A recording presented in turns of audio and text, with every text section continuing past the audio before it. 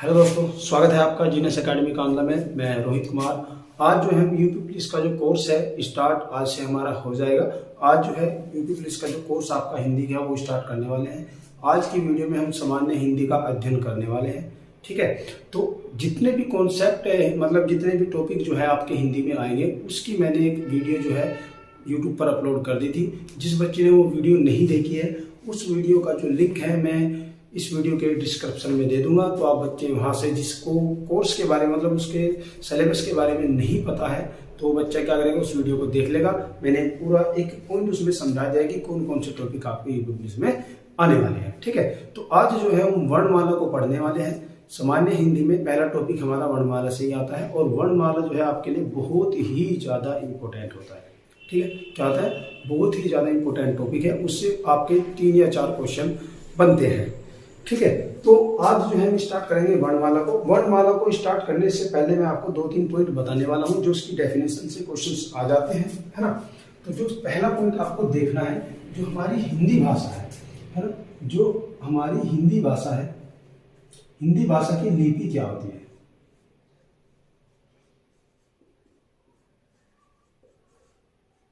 हिंदी भाषा की लिपि, हिंदी भाषा की जो लिपि है वो क्या होती है। ठीक है, तो सभी बच्चे बताएं। तो वैसे पता भी होगा सभी को क्या होती है हिंदी भाषा की लिपि, क्या होती है, देवनागरी।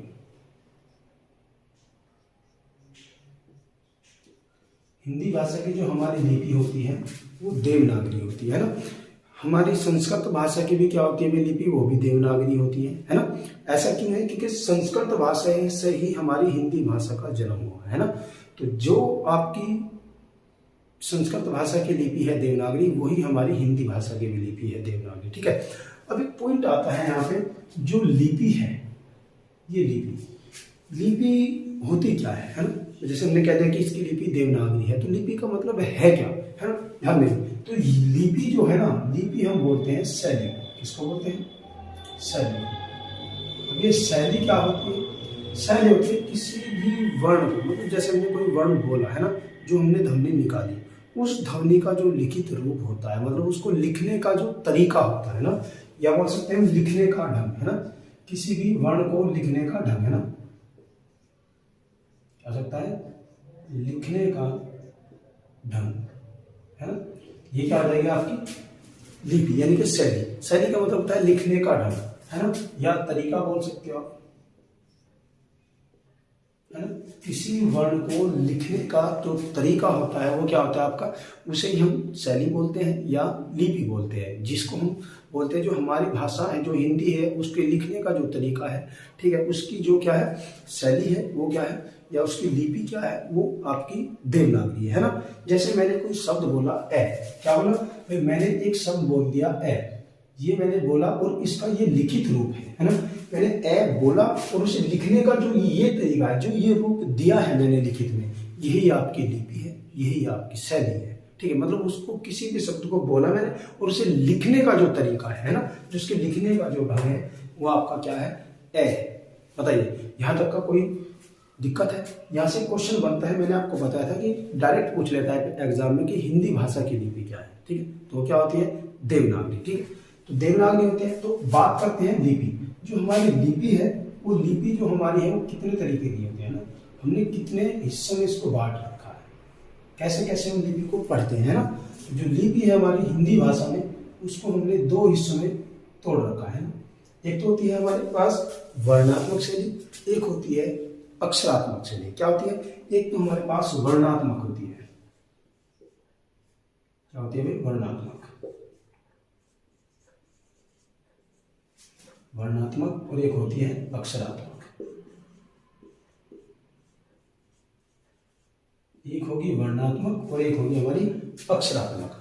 अब वर्णात्मक शैली क्या होती है, मतलब जिनमें हम वर्ण का प्रयोग करते हैं, वर्ण, ठीक है, जिनमें हम क्या करेंगे, वर्णों का प्रयोग करेंगे, और अक्षरात्मक में जिसमें हम अक्षरों का प्रयोग करेंगे। ठीक है, तो जो हमारी वर्णात्मक शैली होती है, इसमें क्या होता है, इसमें होता है वर्णों का प्रयोग। इसमें हम क्या करते हैं, वर्णात्मक शैली में हम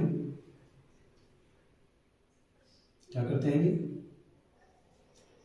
वर्णों का प्रयोग करते हैं, है ना। इसमें हम क्या करते हैं, वर्णों का प्रयोग करते हैं और अक्षरात्मक शैली में हम अक्षरों का प्रयोग करते हैं। क्या करते हैं? वर्णात्मक शैली में, अक्षरात्मक में अक्षरों का प्रयोग,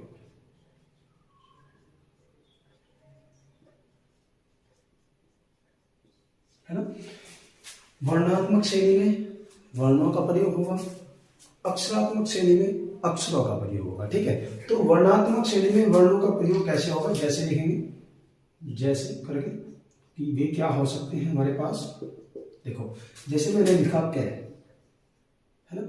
अगर ऐसे लिखा तो ये ऐसे सही नहीं होगा, आपको उसके नीचे हलंत लगाना पड़ेगा, तो ये वर्ण होगा, है ना।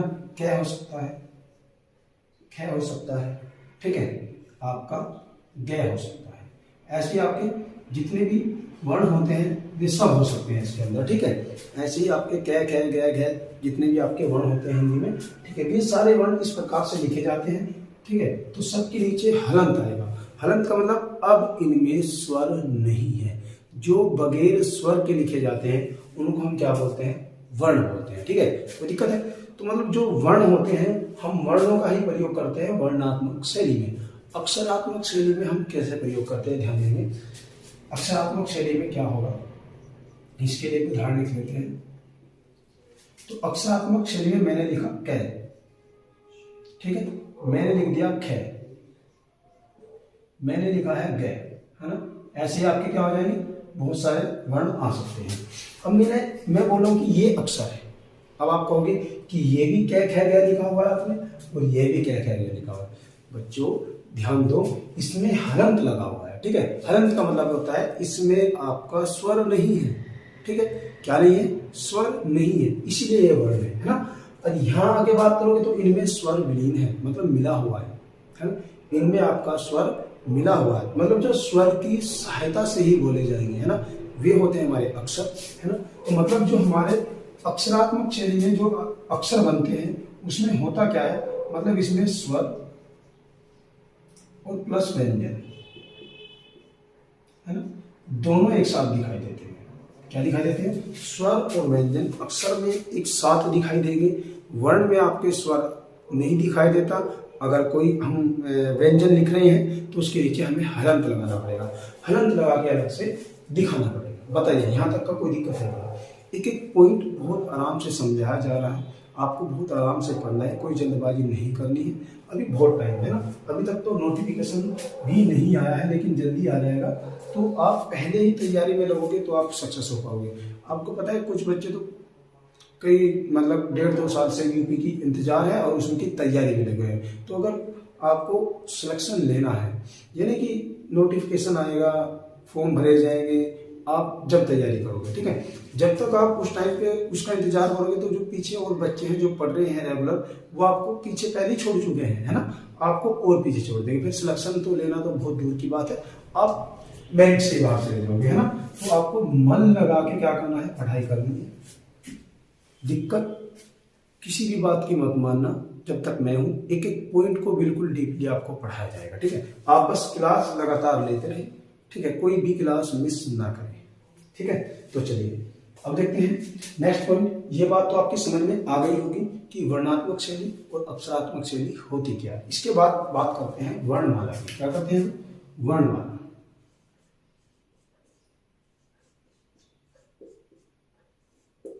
वर्णमाला की डेफिनेशन से भी क्वेश्चन आता है, आया भी है कई बार, ठीक है। तो वर्णमाला की डेफिनेशन क्या होगी देखते हैं।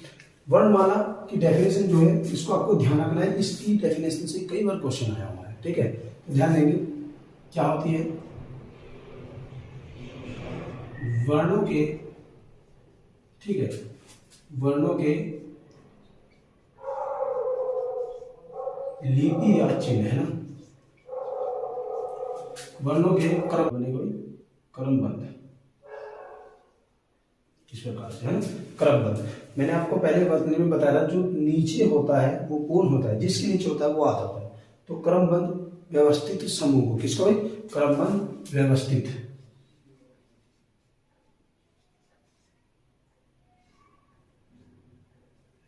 समूह को, वर्णों के क्रमबद्ध व्यवस्थित समूह को क्या कहते हैं भाई? वर्णमाला कहते हैं। क्या कहते हैं?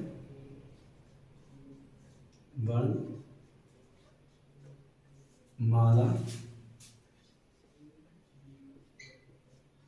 कहते हैं। ठीक है, ये क्वेश्चन आपको कई बार आया कि वर्णमाला क्या है ना, वर्णमाला क्या है। और ऑप्शन में आपको ऐसे ऑप्शन मिलते हैं, वर्णों के व्यवस्थित समूह को, है ना, या व्यंजनों के व्यवस्थित समूह को, या अक्षरों के व्यवस्थित समूह को, है ना। तो आपको ध्यान रखना है, वर्णों के क्रमबद्ध व्यवस्थित समूह को हम क्या कहते हैं, वर्णमाला कहते हैं। तो आपको चिन्ह या लिपि को भी आ सकता है कि वर्णों के, है ना, लिपि या चिन्ह के क्रमबद्ध व्यवस्थित समूह को, ऐसे भी आ सकता है। ऐसे भी आपकी डेफिनेशन ठीक है, इसीलिए मैंने बीच में आपके क्या लिख दिया, लिपि और चिन्ह दोनों लिख दिए, है ना। तो आपको ऐसी डेफिनेशन को याद रखना है। इसकी डेफिनेशन बहुत ज़्यादा मोस्ट इंपोर्टेंट है, इसकी डेफिनेशन से बहुत ज़्यादा क्वेश्चंस आते हैं। तो आपको डेफिनेशन याद रखनी है वर्णमाला की। ठीक है, बताइए यहाँ तक का कोई दिक्कत है क्या आपको? इसके बाद पॉइंट देखते हैं। अब बात करते हैं वर्ण। वर्ण शब्द जो बार बार आया हुआ है उसके बारे में जानकारी लेते हैं कि वर्ण है क्या। बात करते हैं वर्ण की। ठीक है, वर्ण के भी 2-3 पॉइंट है, आपको ध्यान से पढ़ना है। जो वर्ण है इसको हम क्या बोलते हैं, क्वेश्चन आता है ऐसे कि भाषा की सबसे छोटी इकाई क्या बोलते हैं, भाषा। इसमें जो पहला पॉइंट आपको याद रखना है, भाषा की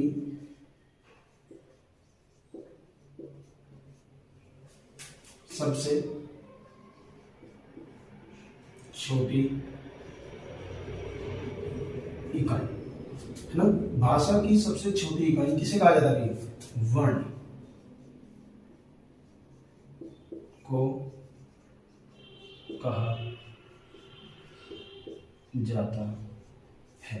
ठीक है भाई, जो भाषा की सबसे छोटी इकाई है उसको क्या कहते हैं, वर्ण कहते हैं। ये क्वेश्चन आता है कि भाषा की सबसे छोटी इकाई किसे कहा जाता है, तो किसे कहा जाता है भाई, वर्ण को कहा जाता है। जो वर्ण है हमारा, वो एक हमारी जो है हिंदी भाषा की क्या है, सबसे छोटी इकाई, है ना। अब ये तो हो ही सकता है, साथ साथ में ध्यान रखना, एक क्वेश्चन बन जाता है अगर वर्ण पेपर में नहीं दिया आपको। ठीक है, तो ध्यान रखना, अगर हम बोलते हैं ध्वनि, क्या बोलते हैं, ध्वनि। ध्वनि भी हमारी भाषा की छोटी इकाई है ना, भले ही उसे हमने लिखित रूप नहीं दिया है। वर्ण क्या है, वर्ण उसका एक लिखित रूप है, लेकिन वर्ण को लिखने से पहले हमने क्या किया, किसी बात को बोला या किसी शब्द को बोला तो वो भाषा हो जाएगी, है ना। तो जो हम भाषा बोलते हैं, है ना, भाषा जो हम बोलते हैं, जो ध्वनि बोलते हैं, है ना, जो ध्वनि हम बोलते हैं, जो हमारे मुख से जो ध्वनि निकलती है बोलने में, है ना, तो वो ही भाषा की क्या होती है, छोटी इकाई होती है ना। अगर ऑप्शन में आपको वर्ण नहीं मिलता है तो आपको क्या सेलेक्ट करना है, ध्वनि। ठीक है, तो ध्वनि को भी हम सबसे छोटी इकाई बोल देते हैं, या हम बोल सकते हैं अक्षर, क्या, या हम बोल सकते हैं अक्षर। अगर आपको इनमें कोई सा, मान लिया आपको वर्ण ना मिले, आपको ध्वनि ना मिले, फिर आप किसका नाम लोगे, फिर आप अक्षर को कहोगे कि भाषा की सबसे छोटी इकाई क्या है, अक्षर है। ठीक है, लेकिन आपसे ज्यादातर जो पूछे ना, डायरेक्ट आपको वर्ण, आपको ऑप्शन में मिल जाता है, ऑप्शन में कि भाषा की सबसे छोटी इकाई क्या है, वो वर्ण है ना। या वर्ण मिलेगा ज्यादातर, या ध्वनि मिलती है। अक्षर तो कभी कभी अगर मिल जाए तो होता है, लेकिन वैसे ज्यादा नहीं मिलता है। आपको ज्यादा मिलेगा वर्ण, उसके बाद मिलेगी ध्वनि। तो दोनों को ध्यान रखना है, भाषा की सबसे छोटी इकाई वर्ण और ध्वनि, है ना। वर्ण और ध्वनि, जो हम बोल रहे हैं, जो मैं बोल रहा हूँ वो ध्वनि है, उसको लिखित रूप हमने क्या दे दिया, वर्ण दे दिया। जैसे हमारी लिपि है सीधी, है ना, लिखने का जो तरीका है वो हमारा वर्ण कहलाया है ना। कोई दिक्कत है, बताइए यहाँ से। यहाँ तक तो कोई कॉन्सेप्ट में कोई दिक्कत नहीं होगी आपको। ठीक है, उसके बाद देखना है कि वर्ण को कितने भागों में हम विभाजित कर देते हैं, है ना। अब वर्ण को हम 2 भागों में विभाजित करते हैं, किसमें, स्वर और व्यंजन में। क्या करते हैं, स्वर और व्यंजन में विभाजित कर देते हैं। एक सेकंड में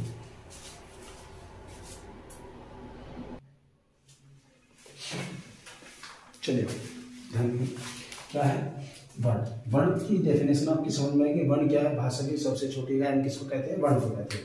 अब आपको ध्यान देना है कि जो वर्ण है, वर्ण को हम कितने भागों में बांटते हैं, वो मैंने आपको अभी बताया है। वर्ण को हम क्या, 2 हिस्सों में बांट देते हैं।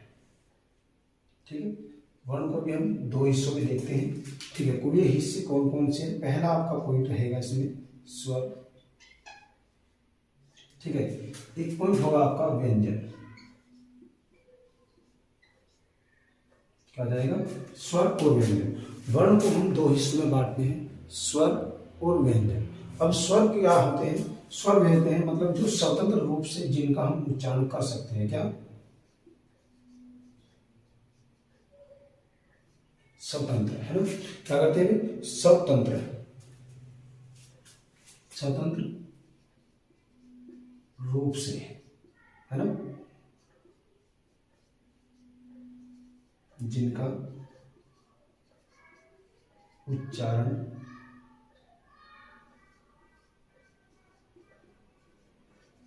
होता है ना, जिनका उच्चारण हम क्या करते हैं? स्वतंत्र रूप में कर सकते हैं, है ना। जिनका उच्चारण हम स्वतंत्र रूप में कर सकते हैं उन्हें हम क्या बोलते हैं भाई? स्वर बोलते हैं, ठीक है। कोई दिक्कत है यहाँ तक का? और जो स्वर की सहायता से बोले जाए क्या होगा? वर्ण क्या होगा? व्यंजन क्या होगा आपका? जो स्वर की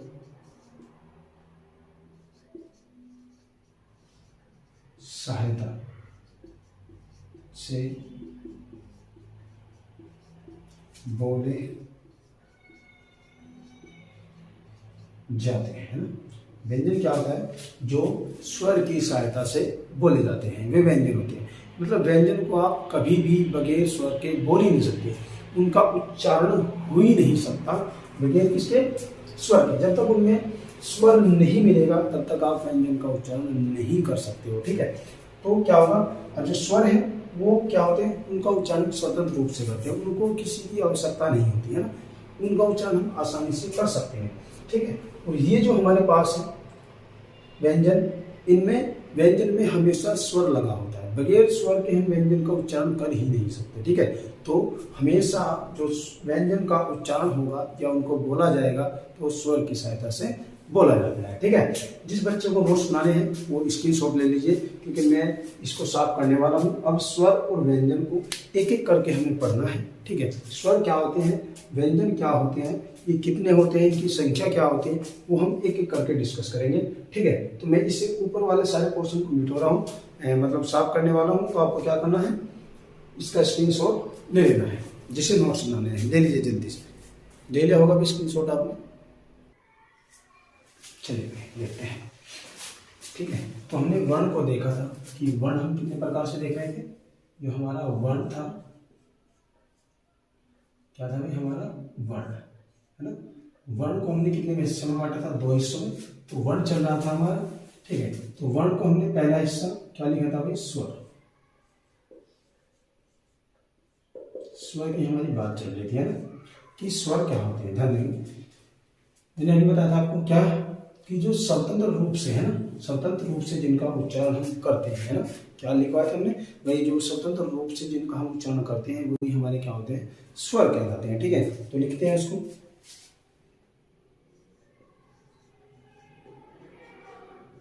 स्वतंत्र रूप से बोले जाने वाले, है ना। क्या वो? स्वतंत्र रूप से बोले जाने वाले वर्णों को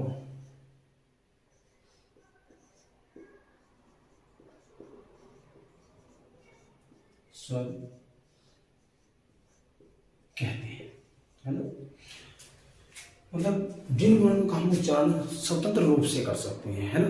कहने की बात यह है कि उन सभी को हम क्या कहेंगे? स्वर कहेंगे। अब आपको एक एक पॉइंट जो है आपको पढ़ना है स्वर के बारे में। पहला पॉइंट आपको पढ़ना है स्वर की कुल संख्या, है ना, स्वरों की कुल संख्या, ठीक है। स्वरों की कुल संख्या कितनी होती है? कुल स्वर पूछता है कि 13 होते हैं, आपको पता है 11 + 2 अगर हम करते हैं तो पूरे क्या बनते हैं? 13, है ना। मतलब 2 वर्ण हम कौन कौन से जोड़ते हैं उसमें? अंग और अ, जो अयोग वहा है ना, उनको हम स्वर के रूप में ही पढ़ते आए हैं। भी कौन कौन से होते हैं मैं लिख रहा हूँ, एक बार ध्यान देना। क्या है? ए, आ, इ, ई, है ना, फिर है उ, ठीक है। फिर उसके बाद है री, ए, क्या होगा आपका भाई? ए, आई, है ना, ओ, औ, ठीक है। इसके बाद होता है अंग और है ना। ये आपके पूरे 13 है ना। मतलब 13 है, ये तो आपके 13 स्वर है। अगर पूछता है कि कुल स्वर की संख्या कितनी है, तो कितनी है, 13 है ना। अगर पूछेगा आपसे मूलतः या मुख्यतः, है ना, पूछेगा मूलतः या मुख्यतः स्वर की संख्या कितनी होती है, तो मुख्यतः में हम ये 2 हटा देते हैं क्योंकि ये अयोग वहाँ है, मतलब जिनकी मात्राएं लगती हैं मूलतः मुख्यतः यानी कि मैन जो होते हैं वे हमारे 11 होते हैं। जो आपको पढ़ना है 11 को ही पढ़ना है, इनको हम पढ़ते हैं 2 को अलग से, किसमें, अयोग वहाँ में। मैंने आपको 13 इसलिए बताया क्योंकि अगर वो कुल पूछता है तो कुल में तो आपके 13 ही होते हैं, 13 ही होते हैं, ठीक है। लेकिन अगर मूलतः या मुख्यतः पूछता है फिर आपके क्या होंगे, 11 हो जाएंगे। तो हम ये 2 को छोड़ देते हैं, ठीक है। तो जिसको नहीं पता है तो आपको अगर कुल संख्या पूछेगा याद रखना है आपको, टोटल संख्या अगर पूछता है व्यंजन में, ठीक है, उसमें आपकी स्वर में तो कितनी होती है, 13। अगर पूछता है मूलतः या मुख्यतः कितने स्वर होते हैं, तो दूसरा पॉइंट मैं लिखने वाला हूँ ये यही है, ठीक है। ध्यान देंगे क्या है कि जो हमारे मूलतः होते हैं, मुख्यतः, है ना,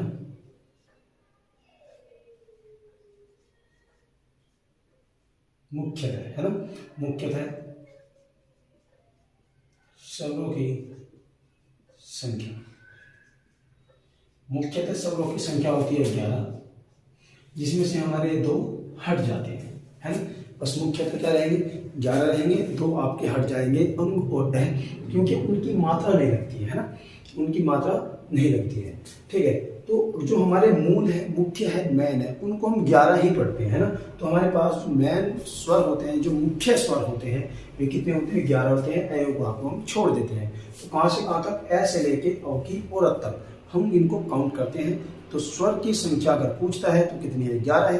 अगर कुल संख्या पूछता है तो आपके 13 है, 13 है। अगर आपको मूलतः या मुख्यतः या मैन स्वर पूछता है तो आप क्या आंसर दोगे अपना, 11, ठीक है। तो उनकी संख्या 11 होती है। वो कहाँ से कहाँ तक होते हैं, वो ऐसे लेके औ की और तक होते हैं। ये पॉइंट क्लियर हुआ है तो बताइए, क्योंकि कुछ बच्चे कंफ्यूज रहते हैं कि 13 होते हैं, 11 होते हैं। तो ध्यान रखना किस प्रकार से आपको आंसर देना है, वो मैंने आपको लिख दिया। अगर वो कुल पूछता है, कुल स्वर, तो 13 है। मूलतः कुल स्वर पूछता है ना, मूलतः या मुख्यतः कुल स्वर पूछता है तो उनकी संख्या कितनी है, 11 है। ये आपको ध्यान रखना है, ठीक है। उसके बाद एक आता है मात्राओं के आधार पर। किसके भाई, मात्राओं के आधार पर, मात्राओं के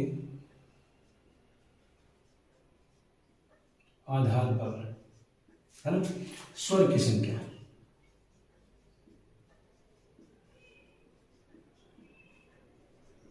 स्वर की संख्या कितनी होती है, ठीक है। मात्रा के आधार पर स्वर की संख्या कितनी होती है भाई, वो 10 होती है ना।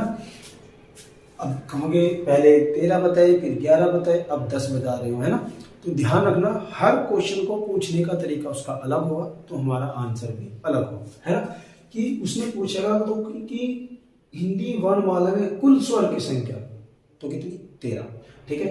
मूलतः मुख्यतः पूछता है तो 11। मात्रा के आधार पर कितने होते हैं, 10, क्योंकि हम जो मात्रा जो लगा पाते हैं ना, वो 10 ही स्वर के लगा पाते हैं सही तो, ठीक है। ये किस किस की होती है, ध्यान देना।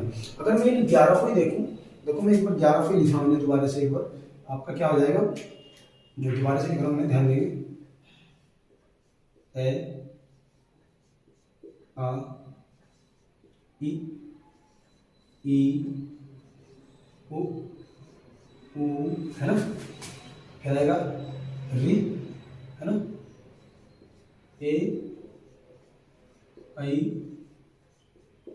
ओ औ, है ना। मैंने 11 के 11 लिखे हैं। अब देखते हैं कि मात्रा किस किस की लगती है ना। मात्रा के लिए देखते हैं क्या होता है, ध्यान दिए। जैसे अगर मैं लिखा कै, है ना, अब ए की क्या मात्रा आप लगा सकते हो, ए तो कोई मात्रा ही नहीं लगती है, क्योंकि ए तो उसमें लोप होता है, विलीन रहता है, उसके अंदर होता है ना। तो कै तो ऐसे लिखा जाएगा, जैसे कै को आ के रूप में लिखते हैं, मतलब आ की मात्रा लगाते हैं तो क्या लिखा जाएगा, का। और ई पे इसकी मात्रा लगाएंगे तो क्या होगा, कै पे अगर ई की मात्रा लगाओगे तो क्या होगा, छोटी की मात्रा लगेगी इधर से इधर, है ना, की, है ना। फिर उसके बाद बड़ी की मात्रा लगाते हैं, कहते हैं बड़ी की मात्रा, है ना, की होगा, है ना। ऊ की मात्रा लगा के लिखते हैं, कु, है ना। फिर क्या आएगा, कू है ना, लंबी आवाज करेगी, बड़ा भी होता है कू, फिर आएगा क्रे है ना। कै में नीचे रे आएगा कटोरी वाला, जो रे की ऋषि की मात्रा होती है, मात्रा होती है, रे नहीं होता है ना। क्या होता है, रे की ऋषि की मात्रा होती है, रे नहीं होता। फिर उसके बाद आएगा ए की मात्रा है ना। ए की मात्रा कैसे लगती है, ए की मात्रा इस रूप में लगती है के है ना। फिर ए की मात्रा लगाएंगे, कै पे ए की मात्रा, दो मात्राएं लगती हैं ए की, तो कई हो जाएगा है ना। क्या हो जाएगा, कई हो जाएगा। फिर उसके बाद देखते हैं किसकी, ओ की मात्रा। तो ओ की मात्रा कैसे लग जाएगी, कै पे ओ की मात्रा को है ना। ओ की मात्रा कैसे लगेगी, कै पे ओ की मात्रा, इस प्रकार से ध्यान देंगे बेटा। अब मात्रा किसकी नजर आई आपके, देखो कै पे यहाँ तो कोई बदलाव हुआ ही नहीं, कै तो ऐसे लिखा जाता है, ठीक है। कै का मतलब इसके अंदर ए छुपा हुआ है, लेकिन स्वर है जरूर, लेकिन इसकी मात्रा शो नहीं होती है, मात्रा दिखती नहीं है हमें इसकी, ठीक है। तो जिसकी मात्रा नहीं दिखती है उसे हम मात्रा वाले स्वर में काउंट नहीं करते हैं। अब यहां से देखोगे तो आपके पूरे 10 है, ये 10 है। तो मात्राओं के आधार पर अगर स्वर की बात होती है तो कितने होते हैं, 10 होते हैं। ए भी हमारा हट जाता है क्योंकि उसकी कोई मात्रा नहीं होती, ठीक है। अगर आपको कुल स्वर पूछता है, मैं बार बार रिपीट कर रहा हूँ जिससे आपके वीडियो को देखते देखते याद हो जाए, है ना। अगर टोटल वर्णमाला में कुल स्वर पूछता है तो कितने हैं, 13, ठीक है। अगर वो पूछता है कि मूलतः या मुख्यतः स्वर की संख्या कितनी है तो 11, ठीक है। अगर मात्राओं के आधार पर पूछता है तो मात्राओं के आधार पर देखेंगे तो कितनी होंगी, आपके 10 होंगे, है ना। आपके कितने स्वर होंगे, 10 होंगे। तो आपको ध्यान रखना है मात्राओं के आधार पर 10 स्वर होते हैं। कोई दिक्कत है यहाँ तक का, इतना पॉइंट अगर क्लियर हुआ है तो चलिए फिर उसके बाद नेक्स्ट पढ़ते हैं आगे। जो हमारा स्वर है इसको भी हम क्या करते हैं, कई भागों में बांट देते हैं, है ना। इसके बाद पढ़ेंगे स्वर का वर्गीकरण,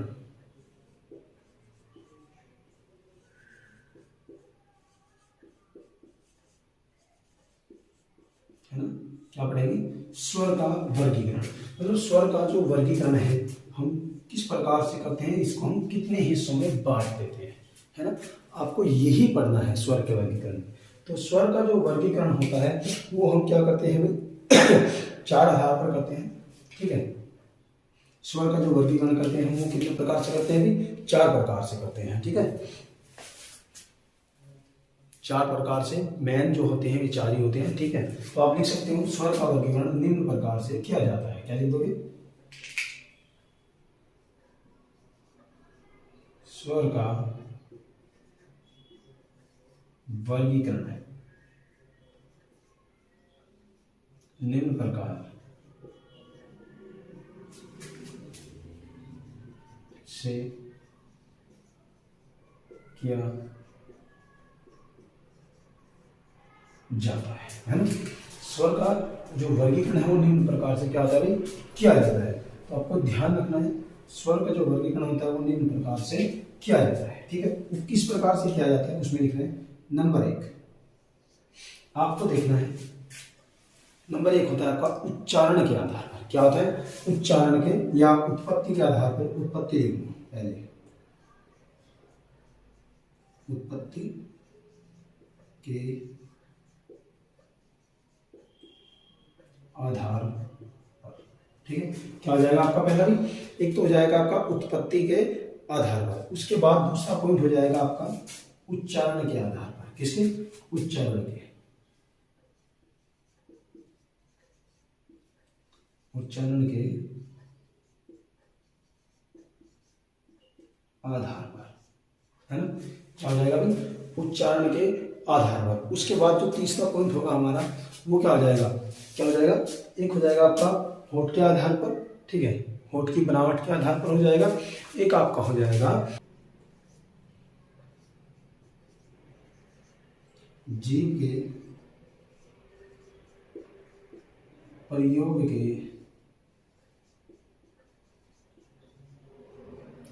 आधार पर, है ना। क्या हो जाएगा, जीभ के प्रयोग के आधार पर आपका हो जाएगा। नेक्स्ट हो जाएगा आपका होठों की जो बनावट होती है, होठों की जो स्थिति हम जब बोलते हैं इसको तो कैसे होता है ना, देखेंगे होठों की बनावट के आधार पर, है ना। 4 प्रकार से हम क्या करते हैं, स्वर का वर्गीकरण करते हैं। उच्चारण के आधार पर, उत्पत्ति के आधार पर, ठीक है, और आपके किसके भाई, होठों के आधार पर, और आपकी जीभ के आधार पर, है ना। तो जीभ होती है हमारी, मतलब कैसे, अग्र स्वर, पश्च स्वर, मध्य स्वर, है ना, ये सब आपको पढ़ना है, ठीक है, जीभ वाले में। होठ में होठ की बनावट के आधार पर जब हम किसी स्वर का उच्चारण करते हैं तो होठ कैसी कैसी आकृति बनाता है उसके अकॉर्डिंग हमें डिस्कस करना है सारी चीज़ों को, ठीक है। तो यहाँ तक का अगर आपकी बात समझ में आई है तो बताइए, आगे बढ़ चले है भाई, चलो ठीक है। देखते हैं कि आगे क्या आएगा आपका। अब एक एक को नंबर वाइज पढ़ना है आपको, ठीक है। सबसे पहले हेडिंग लगाना है आपको, क्या, उत्पत्ति के आधार पर। क्या लगाएंगे, उत्पत्ति के आधार पर। पहला हेडिंग हो जाएगा आपका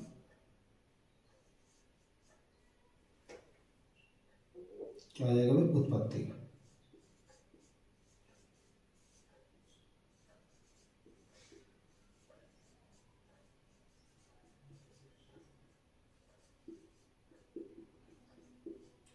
उत्पत्ति के आधार पर हमें क्या करना है, स्वर का वर्गीकरण करना है, ठीक है।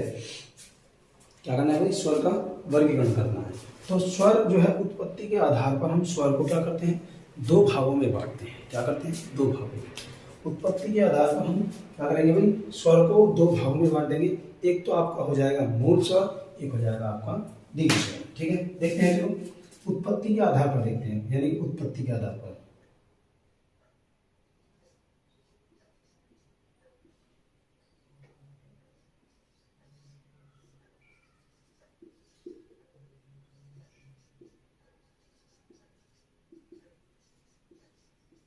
उत्पत्ति के आधार पर स्वर को 2 भागों में बांटा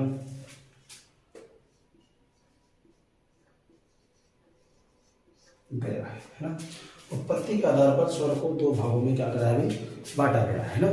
तो आपको उसी के अकॉर्डिंग देखना है, ठीक है। यहाँ तक का जिस बच्चे को नोट्स बनाने हैं जल्दी से स्क्रीनशॉट लीजिए, फिर दोबारा से देखते हैं उत्पत्ति के आधार पर क्या है, कितने प्रकार के हमारे स्वर होते हैं। मैं इसको साफ करने वाला हूँ, जिसको नोट्स बनाने हैं बच्चे को वो स्क्रीनशॉट ले सकता है।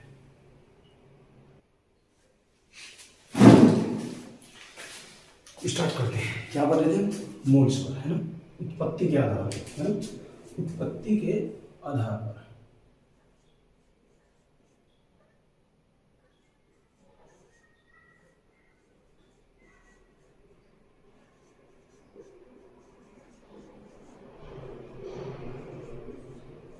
उत्पत्ति के आधार पर मैंने आपको बताया कि हमने कितने भागों में बांटा है, हमें 2 भागों में बांटा है ना। किस किस में, एक तो हमने बांटा है मूल स्वर, आपका फर्स्ट है क्या भाई, मूल स्वर। मूल स्वर या हम बोल देते हैं लघु स्वर। क्या होगा, मूल स्वर या लघु स्वर।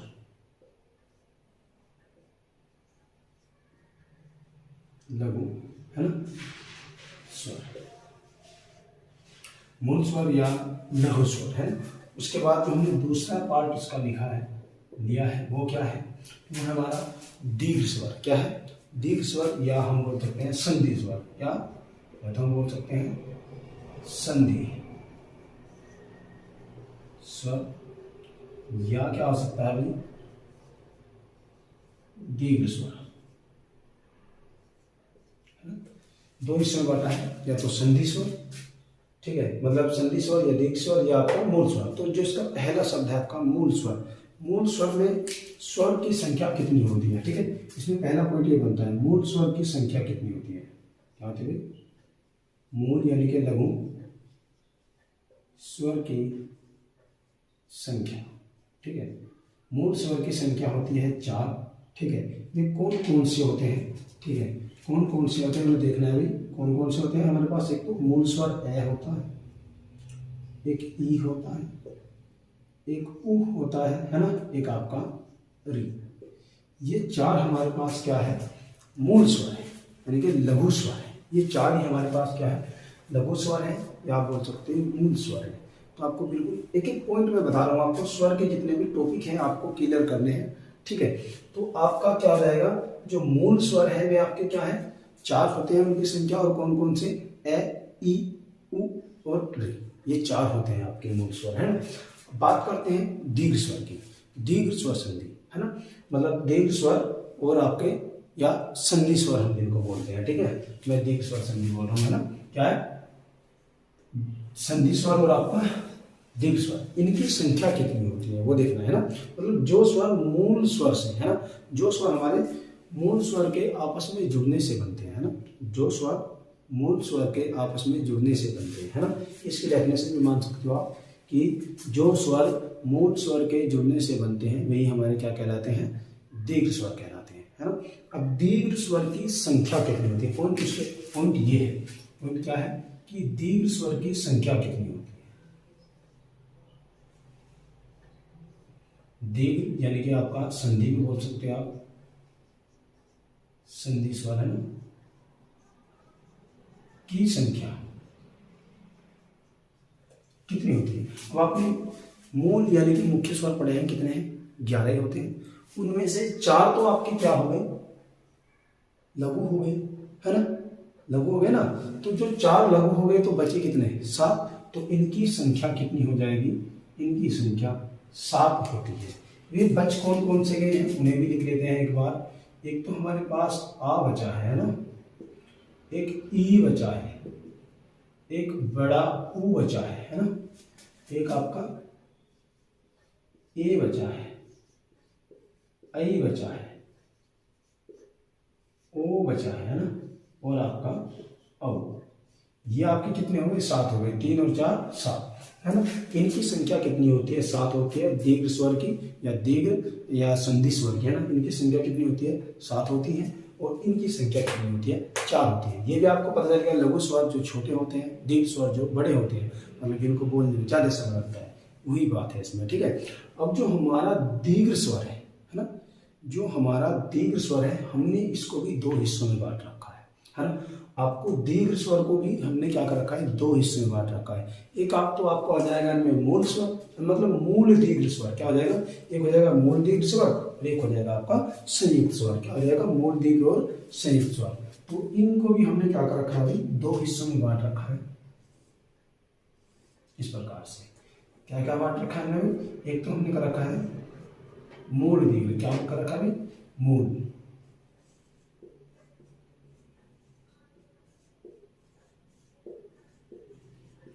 एक तो है मूल दीर्घ स्वर, एक है आपका संयुक्त स्वर।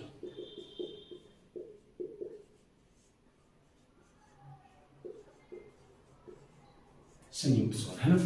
इसको भी हमने क्या कर रखा है, मूल मतलब दीर्घ स्वर को 2 हिस्सों में बांट रखा है, मूल दीर्घ और आपका संयुक्त स्वर। क्या कर रखा है भाई, मूल दीर्घ और आपका संयुक्त स्वर में हमने इनको बांट रखा है, ठीक है। तो इनकी संख्या कितनी होती है, इनको हम एक नाम से और जानते हैं, सजातीय, सजातीय स्वर, है ना। मतलब जो एक ही जाति के हो, है ना, क्या हो, जो एक ही जाति का बोध करा रहे हो, मतलब एक ही जाति से मिलकर बन रहे हो, मूल दीर्घ स्वर, है ना। तो मूल दीर्घ स्वर होते कौन कौन से, ध्यान नहीं, देखो मैं बोलूँ कि सजातीय है, सजातीय मतलब इनकी जाति एक ही है। जैसे आप कहोगे जो हमारे पास मूल स्वर है उनसे मिलकर बनते हैं, जैसे ए और प्लस ए बना, है ना, तो इनसे मिलकर आ हुआ, आ मतलब एक ही जाति के 2 स्वर मिले और एक नया रूप तैयार हुआ, है ना, जिसको हमने दे दिया आ, ठीक है। एक आता है छोटी ई और छोटी ई, दोनों को हमने मिलाया तो क्या बन गया, बड़ी ई बन गया, है ना। उसके बाद ऊ होगा प्लस ऊ होगा तो क्या बन जाएगा, ऊ बन जाएगा, है ना। कोई दिक्कत है इसमें, याद रखा, मतलब जो एक जैसे स्वर से मिलकर बन रहे हो, है ना, वे सजातीय स्वर होते हैं। क्या होते हैं, सजातीय स्वर। ये आपके सजातीय स्वर, है ना, एक ही जाति से मिलकर बनने वाले, है ना। इनकी संख्या कितनी होती है, इनकी संख्या भी आपको पता चल गई होगी अब तो कितनी है, ठीक है। इनकी संख्या कितनी है भाई, इनकी संख्या 3 है। ये कितने होते हैं, 3 होते हैं सजातीय स्वर, है ना, मतलब मूल दीर्घ स्वर। ये कितने होते हैं, 3 होते हैं। तो आपके संयुक्त स्वर कितने रह गए, उनको हम विजातीय बोल सकते हैं, अलग अलग स्वर से मिलकर जो बनते हैं, है ना। तो भाई तो इनकी संख्या कितनी होती है भाई, इनकी संख्या तो कितनी होगी टोटल, ये कितने हो गए, ये टोटल हो गए 3, है ना। इनकी संख्या हो गई 3। बात करते हैं कि इनकी ये कौन कौन से रहे। अब तो देखो इनमें से कौन कौन निकल गया, आ निकल गया, ई निकल गया, ऊ निकल गया, बच गए क्या गए, ये बच गए आपके सारे। तो ये आपके सारे क्या है, संयुक्त है, ए भी, आई भी और ओ और आपका औ। ठीक है, बताइए यहाँ तक कोई दिक्कत है भाई साहब। बिल्कुल ऐसे हिंदी को पढ़ना है, एक बार पढ़ना है कि दोबारा पढ़ने की जरूरत ही ना पड़े, है ना। मैं बिल्कुल आपको एक कॉन्सेप्ट को बता के चल रहा हूँ, है ना। कोई दिक्कत है यहाँ तक तो आपको कोई दिक्कत होनी नहीं चाहिए। इतना डीपली आपको पढ़ा रहा हूँ, इतने आराम से प्यार के साथ पढ़ा रहा हूँ। हिंदी का सुपड़ा साफ कर देना है, ध्यान रखना, ठीक है। तो आपको क्या करना है, ए आई ओ औ, है ना। ये आपके क्या हो जाएंगे, 4 हो जाएंगे। इनकी संख्या कितनी हो जाएगी, इनकी संख्या हो जाएगी कितनी भाई, आपको पता है टोटल है, टोटल कितने हैं 4 है। तो इनकी संख्या जो है वो क्या होगी, संख्या इनकी कितनी होगी भाई 4, है ना। ये संख्याओं में कितने हैं 4 है ना। यहाँ से क्वेश्चन आता है या आया भी है कई बार, ठीक है। एक क्वेश्चन था कि निम्न में से कौन सा क्या है, मूल दीर्घ स्वर है, निम्न में से कौन सा मूल दीर्घ स्वर है ना। क्या है, मूल दीर्घ स्वर। अब जब उसने मूल दीर्घ कहा तो ऑप्शन में उसने क्या क्या दे रखा था, जैसे ए ऑप्शन दिया, उसने दे दिया आपको आ, ऑप्शन बी दिया, उसमें आपको उसने दे दिया ए, ऑप्शन सी दिया, उसने आपको दे दिया ओ, और ऑप्शन डी दिया, उसमें आपको दे दिया आई। पूछा कि निम्न में से कौन सा मूल दीर्घ स्वर है ना। अब बच्चे कंफ्यूज हो चुके थे, क्वेश्चन को देखते हैं क्योंकि सारे क्या है, दीर्घ स्वर है। इतनी डीपली किसने नहीं पढ़ा था, क्वेश्चन इस प्रकार से आया, ठीक है। अब इनमें किसी ने भी क्या करा, एक क्वेश्चन उसने दिया था ऐसे, एक ऑप्शन दिया था क्या, ये ऐसे दे दिया। अब बताइए मूल दीर्घ स्वर है ना, एक ऑप्शन दे दिया ए, आ, ए, ओ, है ना, ये सब दे दिया आपको। अब इनमें आपको क्या छाटना था, मूल दीर्घ स्वर छाटना था, है ना। अब ये सारे क्या है, दीर्घ स्वर है, तो बच्चों ने ए को सिलेक्ट किया था, है ना। अब आप तो समझ गए होंगे कि मैंने लिख दिए यहाँ पे सारे, है ना। तो बच्चों ने क्या सिलेक्ट किया था, ए सिलेक्ट किया था। तो ये आंसर उनका गलत था, कुछ बच्चे से छोड़ के चलाए कि क्वेश्चन में कुछ मिस्टेक है ना। तो आपको बिल्कुल भी ऐसे नहीं करना है। तो आपको क्या करना है, मूल दीर्घ मैंने आपको बता दिए हैं। तो मूल दीर्घ कौन से होते हैं, तो हमारा मूल दीर्घ क्या है, इनकी संख्या 3 ही होती है, आ, ई, उ, यही हमारे मूल दीर्घ है। तो इसका ऑप्शन ए ठीक था, ये सारे गलत थे। जिसने ए सिलेक्ट किया है उसका ए भी गलत था, है ना। तो ध्यान से रखना है, एग्जामिनर क्वेश्चन को घुमा के पूछता है तो आपको भी आंसर उसी के तरीके से देना है कि वो पूछ कैसे रहा है ना। तो लैंग्वेज को क्वेश्चन की ध्यान से पढ़ना है। जब तक आप ध्यान से नहीं पढ़ोगे तो क्या होगा, आप ही गोल हो जाओगे पेपर में, है ना। गोल होना ही पक्का है, तो आपको बिल्कुल ध्यान से पढ़ना है, ठीक है। तो बस देखते हैं, तो आज के लिए इतना ही रख लो। इससे आगे जो है नेक्स्ट क्लास में देखेंगे, जो आपके स्वर के एक्स्ट्रा पार्ट है, तो 3 हो रहेंगे, वो कल की वीडियो में देखते हैं ना। वीडियो ज़्यादा लंबी हो जाएगी, ठीक है भाई। तो आप ये बताइए, इतना कॉन्सेप्ट आपका क्लियर हुआ क्या। मैंने एक एक पॉइंट को आपको बिल्कुल अच्छे से बताया है। अगर कुछ भी चीज़ समझ में नहीं आई है, कोई टॉपिक समझ में नहीं आई है, तो आपको क्या करना है, कमेंट्स बॉक्स में उसका बारे में लिख देना है। कोशिश करेंगे आपका डाउट दूर करने की। शायद मैं अगली वीडियो में ही आपका डाउट दूर कर दूं, ठीक है। अगर किसी बच्चे को कहीं भी पूरे टॉपिक में कहीं भी थोड़ा बहुत डाउट है, उसका जवाब आपको मिल जाएगा नेक्स्ट वीडियो में। आपको क्या करना है, वीडियो को पूरा वॉच करना है। अगर कोई पॉइंट समझ में नहीं आता है, कोई भी टॉपिक समझ में नहीं आया है, तो आपको मैसेज बॉक्स में टाइप करना है, ठीक है। और टाइप करके छोड़ देना है कि फिर हम आपके कमेंट्स को क्या करना है, देख लेंगे कि जो भी आपकी मिस्टेक है, मतलब जो आपके समझ में नहीं आ रहा, उसको हम कोशिश करेंगे पूरी की नेक्स्ट वीडियो में उसको कर दें, उसका समाधान हो जाए, ठीक है। तो बस आज के लिए इतना ही।